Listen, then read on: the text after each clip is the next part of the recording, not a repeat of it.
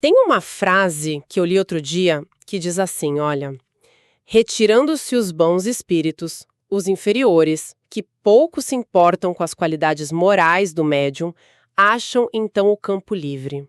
É forte, né? Muito, muito forte. Sabe, porque geralmente quando a gente pensa em interações com o invisível, existe meio que uma expectativa de que tudo seja muito etéreo, muito puro, totalmente distante da nossa falibilidade do dia a dia. Mas essa citação direta do Allan Kardec, que está lá no livro O que é o Espiritismo, ela traz uma imagem que é incrivelmente vívida. Uhum. E até um pouco assustadora, para ser sincera. Esse conceito do campo livre.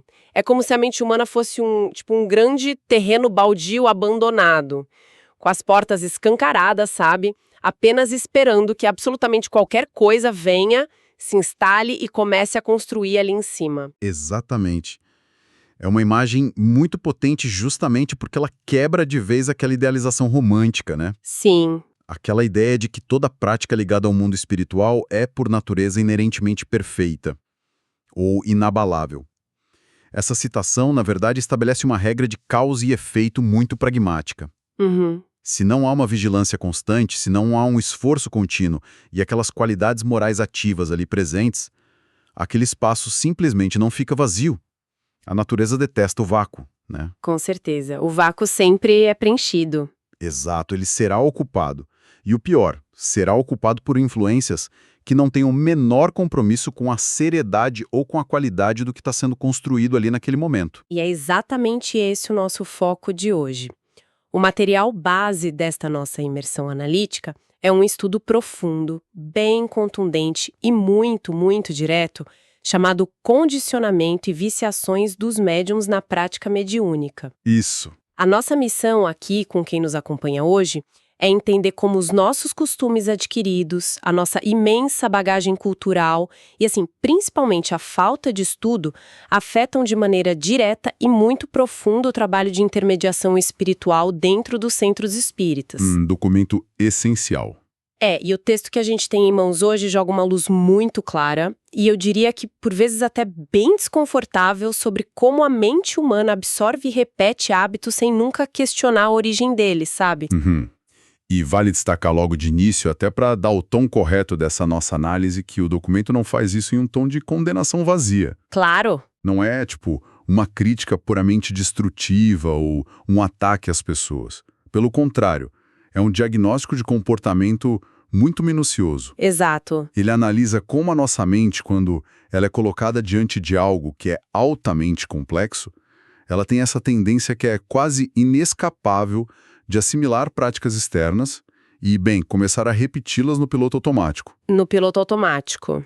É bem isso. Muitas vezes esquecendo completamente das bases lógicas e originais daquela prática. Então, no fim das contas, é um olhar fascinante sobre o automatismo do nosso próprio cérebro. Certo, vamos destrinchar isso. Porque a primeira coisa que o texto nos obriga a perguntar é meio que a mais fundamental. Por que, afinal, esses espíritos inferiores encontram esse tal campo livre que o Kardec mencionou lá no começo? E o estudo aponta uma causa muito clara, direta e, eu diria, quase dolorosamente simples, que é a ignorância das bases, a pura e simples falta de estudo. É o ponto central.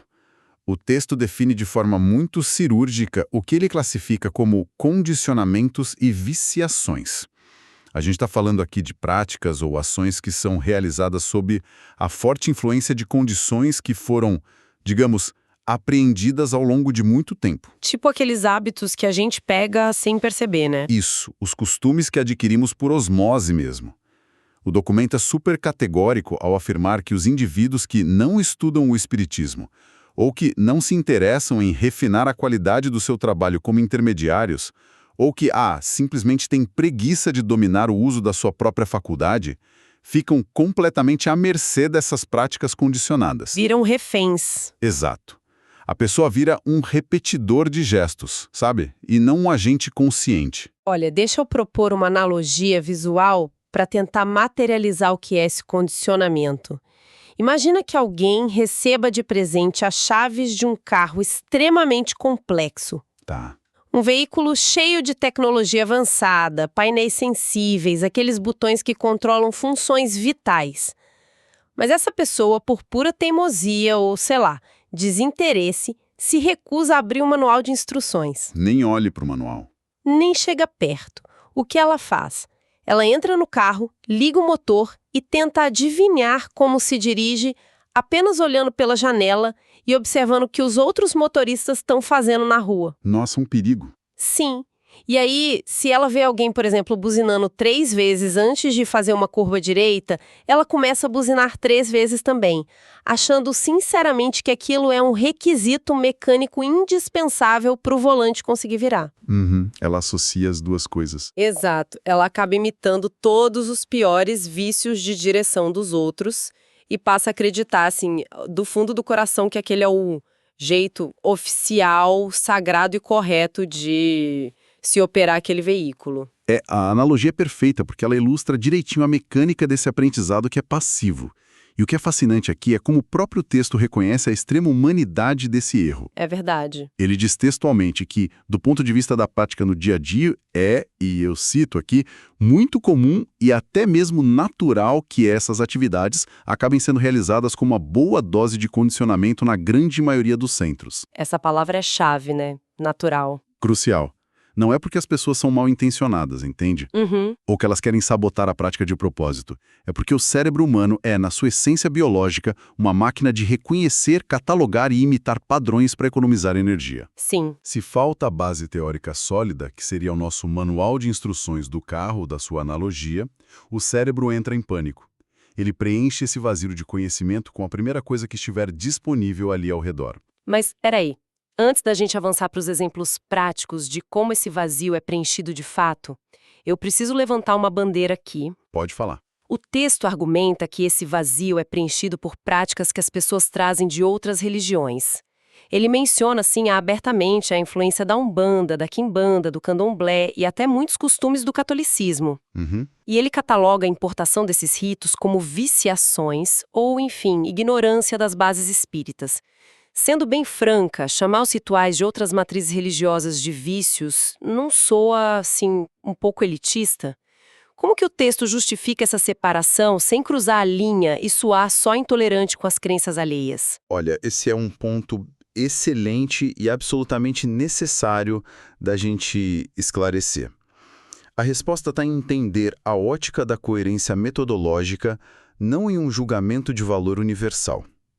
Sabe? Tá. Explica melhor. Um documento não está dizendo em momento algum que um rito da Umbanda ou um dogma do catolicismo são errados, ou inferiores ou ruins em si mesmos dentro das próprias tradições deles. Entendi. A crítica é puramente estrutural.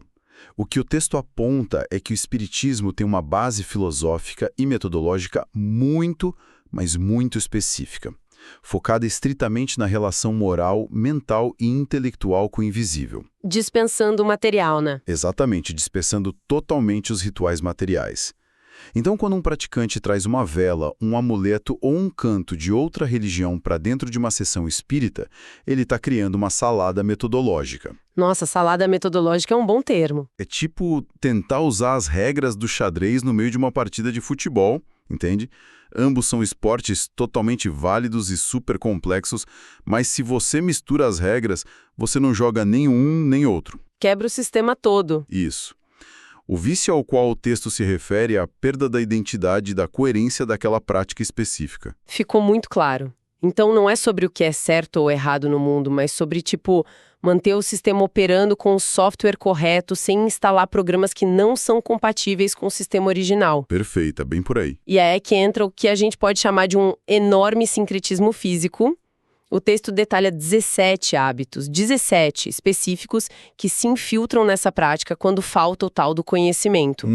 E a lista é bem extensa. E a gente pode começar observando como a mente humana importa certas crenças e misticismos para tentar explicar o que ela não entende direito. A terceirização da responsabilidade é meio que o primeiro grande sintoma, não é? Sem dúvida alguma. Quando a gente olha para essa necessidade humana de encontrar culpados externos, a gente vê a adoção de crenças como pura sorte ou puro azar ditando a vida. Aquele pensamento de hoje eu tô com azar. Exato. A gente vê a importação da ideia de mandingas, práticas ligadas à leitura de cartas para prever o futuro, e até mesmo um medo muito profundo de que os problemas da vida sejam causados por um mal feito ou despachos direcionados à pessoa. A gente precisa entender a psicologia por trás disso, né? A proposta original da doutrina espírita se baseia na lei de causa e efeito das próprias ações do indivíduo, na responsabilidade pessoal, no amadurecimento moral. O que dá trabalho. Dá muito trabalho. É árduo. É infinitamente mais confortável, psicologicamente falando, você acreditar que uma força mágica externa ou um mal feito trouxe o seu infortúnio. Claro. Em vez de sentar, fazer uma terapia e analisar as consequências reais das próprias escolhas de vida que você fez. É muito, muito mais fácil culpar o universo do que olhar para o próprio espelho. Mas o diagnóstico ele vai além das crenças abstratas e aterrissa com muita força no mundo material mesmo. Nas vestimentas e nos objetos, a necessidade do toque, sabe? Sim, o tangível. A gente vê a recomendação e o uso de roupas especiais ou tipo uniformes brancos exclusivos para o trabalho. Vemos também a adoção de imagens, símbolos e a prática de se carregar amuletos. Indo mais fundo ainda, o texto fala do hábito de portar talismãs específicos no bolso ou usar orações miraculosas. Aquelas que funcionam quase como senhas mágicas que precisam ser ditas em uma ordem exata para dar certo. O ritual verbal. Exato. É quase como se a pessoa precisasse vestir uma capa de super-herói espiritual. A sensação que dá é de que com a roupa de civil ela não tem poderes. A metáfora da capa de super-herói é muito, muito precisa. E esse apego ao que é palpável escorrega muito rapidamente para os rituais de limpeza e proteção do ambiente, que o estudo faz questão de sublinhar também. A limpeza do espaço físico? Isso. Começa-se a admitir práticas que têm um viés quase de exorcismo para tentar limpar o local de más influências. E a coisa toda ganha textura, ganha cheiro. Muito cheiro. O ambiente passa a ser limpo através da queima de incenso, de mirra, defumadores, fumo, tem o uso de velas acesas e até de bebidas alcoólicas. Nossa! Novamente, a gente está assistindo à materialização de um processo mental, porque, segundo o núcleo teórico da doutrina, a proteção de um ambiente se dá pela elevação moral e pela sintonia de pensamento das pessoas presentes. É uma defesa de dentro para fora. É uma defesa mental, exato. Mas a mente humana, como a gente sabe, adora um atalho físico. Olha, aqui é onde a coisa fica realmente interessante. Quando nós olhamos para essa lista, tipo os incensos queimando, a fumaça, as roupas brancas imaculadas, o amuleto na mão, será que tudo isso não é apenas a mente humana gritando desesperadamente por, muletas físicas? É uma ótima forma de ver. Porque, veja bem, nós somos seres biológicos incrivelmente materiais, moldados por toda a evolução para confiar nos nossos 5 sentidos. Então, talvez a nossa mente exija algo que ela possa cheirar, tocar, ver ou ouvir para conseguir focar a atenção naquilo que é invisível. Faz sentido. Né? Sem o cheiro forte do incenso, ou sei lá, a luz bruxuleante da vela, o nosso cérebro básico entra em tédio e acha que nada de sagrado está acontecendo ali. Olha, se conectarmos isso a um panorama maior, assim, sociológico e histórico, o próprio documento traz uma resposta que é formidável para essa sua teoria. O que ele diz? Ele atesta que a raiz disso tudo é a fortíssima influência das culturas religiosas e ritualísticas milenares da nossa sociedade. Pensa bem, nós vivemos em um mundo que foi construído desde o alvorecer da humanidade mesmo, sobre rituais tangíveis... A verdade. Fogo, dança... Isso. Do homem das cavernas pintando a parede com sangue de animal, até os grandes templos suntuosos da antiguidade. O ser humano carrega para essa prática contemporânea tudo que ele já conhece de milênios de vivências religiosas. Toda a bagagem. Onde contato com qualquer coisa que era tida como sagrada sempre, inegavelmente, exigiu fumaça, altares enormes, cantos ecoando e aquelas vestimentas litúrgicas chamativas. É o peso esmagador da nossa herança cultural sendo descarregado num ambiente cuja proposta inicial era ser livre de tudo isso. É como tentar fazer uma dieta digital, mas carregando o smartphone no bolso o tempo todo, sabe? Exatamente. A tentação do hábito tá ali pulsando. E essa herança milenar, ela se manifesta de uma forma que eu acho extremamente teatral. quando a gente olha para os comportamentos e para as encenações durante a prática mediúnica. Nosso texto é implacável nisso. Sim, essa parte do diagnóstico é um verdadeiro banho de água fria na idealização de muita gente. Tem aquele médium que jura de pés juntos ter um exclusivismo, afirmando que, assim, só trabalha com um espírito específico, como se fosse um contrato de exclusividade de Hollywood. Só atendo o fulano, né? Tem também aqueles que são incapazes de receber qualquer comunicação sem antes proferirem longas orações padronizadas, quase como um ritual de aquecimento de atleta.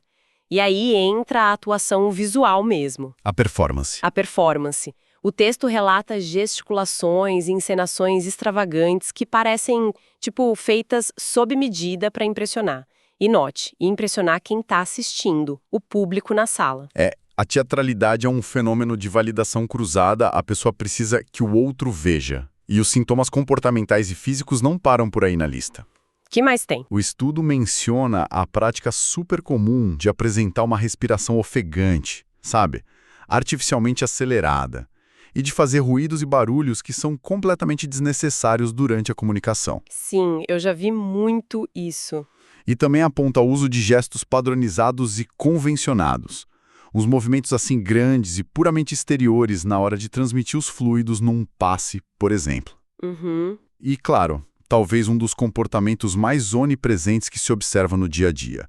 O hábito de suspirar de maneira pesada ou de fungar exageradamente nos momentos de transe ou de concentração. O famoso fungar exagerado. Nossa, sabe o que isso me lembra? O quê? É como se a pessoa precisasse, sei lá, de um letreiro luminoso piscando em cima da cabeça, sinalizando para a sala inteira: atenção, por favor, olhem para mim, eu tô entrando em transe agora, valorizem o meu imenso esforço físico. É a necessidade de mostrar que tá trabalhando duro. É quase como se, sem o barulho dramático daquela respiração ofegante, o próprio praticante sentisse a síndrome do impostor. Ele sente que não está fazendo o trabalho direito porque, voltando para aquela analogia do carro lá de trás, ele viu todos os outros motoristas fungando e suspirando a vida inteira. Se o outro faz e eu não faço, eu tô errada, né? Exato. E para selar esse pacote todo de sincretismo comportamental, o texto aponta a incorporação de cerimônias específicas. A gente está falando aqui de encomendas diretas, de promessas feitas aos espíritos em troca de favores da vida diária. O toma lá, dá cá. Isso. Sessões fúnebres com viés quase de culto, preces exclusivas a desencarnados e até o ato de se reunir para ficar rezando cantigas e hinos religiosos. Olha, essa última categoria que você mencionou é vital, porque ela mostra a transposição completa de modelos lógicos. A lógica da encomenda, da promessa e do cântico devocional, ela pertence a uma dinâmica de barganha e de adoração servil.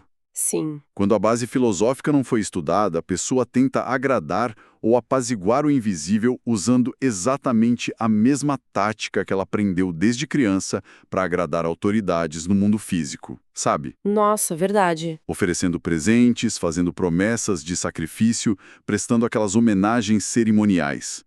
É a tentativa, que muitas vezes é inconsciente, de aplicar as velhas regras da nossa hierarquia material e política a interações que, em tese, deveriam operar numa chave completamente diferente. Baseada na intenção, né? Baseada puramente no mérito moral e na intenção do pensamento, sem moedas de troca. Nossa, o buraco é muito, muito mais embaixo. Mas a reflexão não para naquilo que é físico, que envolve os cheiros, as roupas ou essas encerações cerimoniais todas. E, infelizmente, não. E eu diria que é exatamente por isso que essa análise desse documento é tão rica e atemporal. Os vícios descritos ali não são apenas físicos, eles são profunda e perigosamente verbais. E a gente sabe, desde os filósofos da linguagem, que a forma como nós falamos molda a forma como nós pensamos. A linguagem não apenas descreve o mundo, ela meio que constrói o mundo na nossa cabeça. Estrutura o raciocínio, né? Exato. Eu gosto muito de pensar nisso usando como paralelo aqueles jargões cansativos do mundo corporativo. Sabe, numa reunião de escritório, do nada todo mundo começa a usar palavras como sinergia, mindset, pivotar, disruptivo. Nossa, o tempo todo. Pois é. E 90% das pessoas ali na sala nem sabem o conceito raiz dessas palavras, mas elas repetem exaustivamente porque, bem, soa sofisticado, soa profissional, né? Soa que a pessoa está inserida no grupo. E o que esse estudo expõe é que esse exato mesmo esvaziamento conceitual tomou conta do vocabulário da prática mediúnica. Sem tirar nem pôr. O documento não deixa isso passar despercebido de jeito nenhum. Ele dedica uma sessão inteira apenas para mapear a utilização de termos que são estranhos à doutrina, mas que viraram hábitos tão enraizados que as pessoas elas juram que são os termos originais. Viraram lei. Viraram. O texto elenca e faz questão de desconstruir 7 palavras ou expressões que desconfiguraram completamente o vocabulário.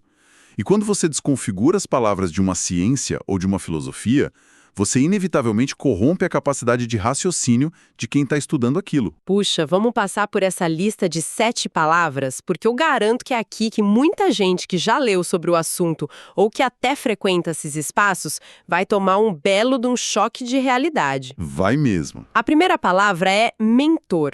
O texto argumenta que a palavra mentor engoliu e simplesmente substituiu o termo correto e original, que é protetor espiritual. A segunda, que é muito famosa, é karma, que passou a ser usada indiscriminadamente para rotular qualquer provação ou expiação da vida. Bater o dedo no móvel é karma. Haha, isso. A terceira é entidade, que virou um sinônimo generalizado para se referir a um espírito desencarnado. E a quarta é a palavra espiritualidade, que de uma forma muito abstrata é usada quando as pessoas querem, na verdade, mencionar os espíritos superiores. É a troca do específico pelo vago. E a lista de jargões continua com termos técnicos que vão sendo esvaziados.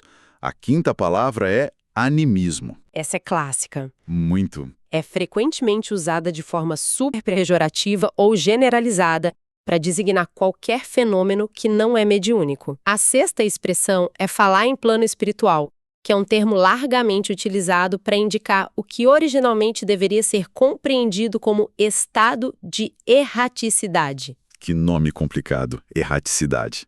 Mas tem um motivo. E, finalmente, a sétima palavra é desdobramento, que é apontada pelo texto como um termo apropriado indevidamente para descrever o fenômeno da emancipação da alma.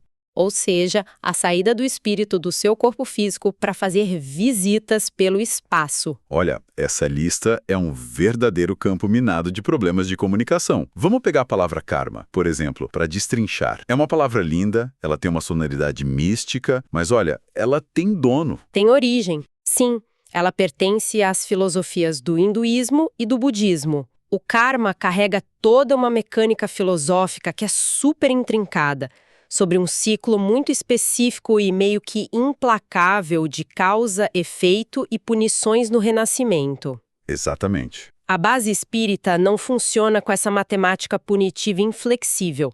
Ela fala em expiações temporárias e provações, que são oportunidades de aprendizado moral, muitas vezes até escolhidas pelo próprio indivíduo. Uhum.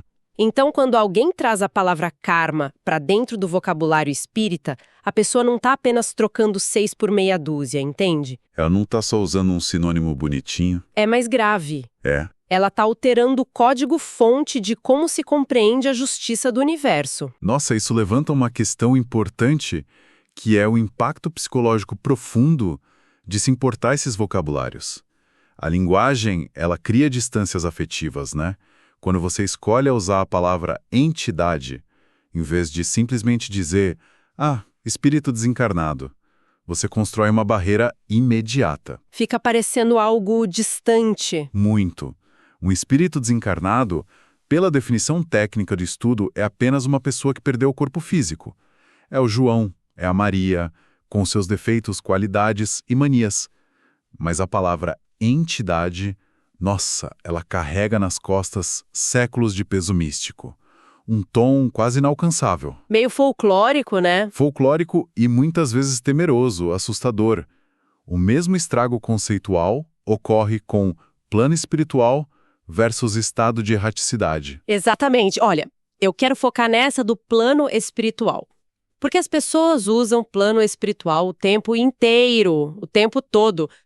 Por que o texto diz que está tão errado assim? Porque muda o conceito de espaço e tempo da coisa toda. Quando dizemos erraticidade, que é o termo técnico original lá do manual, nós estamos falando de um estado temporário. Entende? Tá. É uma condição de transição da mente, onde o indivíduo está apenas buscando o seu próximo passo evolutivo, sem estar fixo em lugar nenhum. Agora, quando a pessoa troca isso por plano espiritual, o cérebro materializa a ideia na hora. Ah, claro. Plano espiritual soa como um endereço físico, sabe? Um bairro celestial com CEP, onde todo mundo tem a sua casa de tijolo e mora ali para sempre. O mesmo vale para a palavra animismo, que você comentou que é clássica. Sim, as pessoas usam como ofensa. Ah, foi só animismo. Isso. As pessoas usam como se fosse um demônio a ser expulso dali, quando na verdade animismo significa apenas que a própria mente do indivíduo produziu aquele fenômeno, ou produziu aquela ideia. Da própria cabeça. Sim, sem a participação de um espírito de fora. É a própria alma da pessoa atuando ali. O uso incorreto não é um errinho de português, sabe? É a destruição da precisão técnica que o estudo exige. A linguagem não é só um enfeite sonoro. Ela é a argamassa com a qual a gente constrói a nossa percepção da realidade. Isso que você falou é exatamente a diferença entre você levar o seu carro na oficina e o mecânico virar e dizer assim: olha, o tubo de poliuretano que transporta o líquido de arrefecimento para o motor trincou na junção esquerda. Você sabe o que é. Isso é técnico, é preciso, você sabe exatamente onde consertar. Agora, imagina se ele olha para você, faz uma pose super misteriosa e diz: a energia vital do seu veículo entrou num ciclo de desequilíbrio profundo por conta do karma das engrenagens. Nossa! Entende? Uma frase resolve o seu problema material ali. A outra é pura poesia abstrata que vai te deixar a pé no meio da rodovia sem saber o que fazer. Com certeza. E quando você junta todo esse pacote, tipo as crenças importadas, o medo do azar, as roupas imaculadas, o cheiro forte de incenso, as gesticulações extravagantes, aquele suor falso e esse vocabulário todo místico e alterado, você olha para a mesa e não tem mais a prática descrita lá no manual original. Não tem. Sobrou outra coisa. Você tem um híbrido irreconhecível. Você tem o resultado de décadas, gerações inteiras, tentando dirigir o carro, apenas imitando os vícios daquele cara que estava buzinando no semáforo ali do lado. E o grande perigo desse sistema híbrido todo, retornando lá a advertência principal que guia todo esse documento desde a primeira página, é que ele cria uma ilusão de segurança que é impenetrável. Como assim? O indivíduo que domina perfeitamente essa coreografia, que sabe o momento exato de suspirar alto, que veste a roupa da cor certinha, aquele que queima um incenso importado e usa com maestria todo o jargão corporativo místico, tipo chamando entidades de mentores para curar karmas no plano espiritual. Que salada? Ha! Essa pessoa ela pode realmente acreditar, e acreditar de coração, que está plenamente qualificada, blindada e protegida. Ela acha que gabaritou a prática. Acha. Mas, se todo esse aparato é apenas um condicionamento externo e automatizado, e falta a base da transformação moral e do estudo real, essa pessoa continua sendo apenas o que aquela citação inicial que você leu descreveu. O terreno baldio. O terreno baldio. A encenação física e a ginástica de vocabulário não têm o poder de preencher o vazio moral e de conhecimento. É exatamente ali que o campo livre se instaura e permanece de portas escancaradas. O que tudo isso significa, afinal de contas, depois a gente destrinchar essa enorme lista de hábitos físicos, de rituais que são ancorados no passado, dessas palavras que perderam o sentido original e viraram puros clichês místicos, para qual saída esse documento nos direciona? A solução final que o texto propõe, depois de todo esse diagnóstico duríssimo, é a criação de, sei lá, alguma nova técnica revolucionária e super complexa de defesa mental? Olha, curiosamente, não há nenhuma pirotecnia nessa conclusão. Não. Não. A solução apresentada é a mais simples possível. Mas, ao mesmo tempo, é a que exige o maior esforço contínuo de quem quer praticar. Tá. O documento conclui de forma extremamente lúcida, pontuando que a única saída real e que vai valer a pena se baseia em pura e simplesmente estudar profundamente a essência da doutrina. Lê o manual. Para entendê-la bem. E podendo, assim, orientar de forma adequada aqueles que têm o desejo sincero de aprendê-la. É o retorno, que ele considera inegociável, ao estudo fundamental. Sim. A única vacina que é conhecida para limpar qualquer prática, seja ela mediúnica ou não, aliás, dessas teias de superstições, de encenações puramente teatrais e desses vocabulários vazios, é parar o que você está fazendo, sentar na cadeira, ter humildade e ler o manual. É um movimento de trocar aquele conforto do misticismo mágico e do hábito cego pelo incômodo que dá trabalho, do entendimento racional e do aprimoramento pessoal. É literalmente ter a coragem de tirar a poeira daquele manual de instruções que foi esquecido lá no porta-luvas do carro e, finalmente, ler como a engenharia do motor funciona de verdade. Ler o que está escrito ali. Em vez de continuar na rua chutando o pneu e buzinando sem parão na esperança de que o carro ande por magia, né? A resposta é a base educacional sólida. Não o misticismo e não a repetição vazia. Isso me leva a uma reflexão final que eu acho crucial deixar com quem nos acompanha hoje nessa imersão. Diga lá. Nós passamos todo esse tempo da nossa imersão dissecando como a simples falta de estudo consistente permite que bagagens culturais milenares, esses hábitos religiosos super antigos, se infiltrem e viciem completamente a forma como as pessoas tentam se conectar com aquilo que é invisível. Nós vimos como a mente humana entra num pânico silencioso diante do desconhecido e preenche rapidamente essas lacunas de conhecimento com comportamentos e gestos que ela apenas imita dos outros, muitas vezes sem dedicar, um segundo sequer para pensar no significado real daquilo. É o piloto automático que a gente falou. Exato, mas pensem comigo, se a nossa biologia e a nossa mente fazem isso com algo tão complexo, tão profundo e delicado quanto espiritualidade, vale muito a pena a gente expandir essa reflexão para o nosso dia a dia mais material e concreto, sabe? Com certeza. Quantos dos hábitos que as pessoas repetem diariamente, seja naquelas dinâmicas super engessadas do mundo corporativo que a gente brincou aqui, seja nos padrões tóxicos dos relacionamentos interpessoais, Sim. ou na maneira padronizada como a sociedade consome informação hoje, ou até mesmo na polarização de como se discute política hoje em dia. Quantos desses hábitos são escolhas verdadeiramente conscientes e embasadas em fatos lidos e estudados? Excelente pergunta. E quantos desses comportamentos são apenas automatismos vazios? Ações copiadas da multidão, onde as pessoas estão figurativamente ofegando, fungando e queimando incensos corporativos ou sociais apenas porque elas viram todos ao redor fazendo exatamente igual. É assustador pensar nisso. Se não houver uma vigilância muito rigorosa sobre a origem daquilo que nós acreditamos e que nós repetimos todo dia, não é apenas o terreno da mediunidade que acaba se tornando um enorme campo livre para as piores coisas.